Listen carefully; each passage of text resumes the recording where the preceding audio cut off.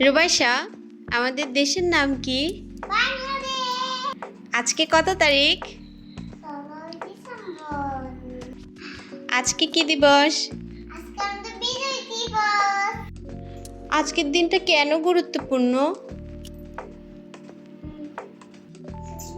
একটা সালে আমাদের মুক্তিযুদ্ধ হয়েছিল। পাকিস্তানে না আমাদের দেশ আক্রমণ করেছে। যখন আমাদের দেশে অনেক শাসিত মানুষ দেশের জন্য জীবন দিয়েছিল। একবার 16 ডিসেম্বর পাকিস্তানি বাহিনী এই মঞ্চ দিয়ে বাংলাদেশ তাদের রাষ্ট্র হিসেবে বিজয় অর্জন করে। বিজয় দিবস মানুষ কিভাবে পালন করে? মা, আমি একটা তুলে পড়ো। ওকে।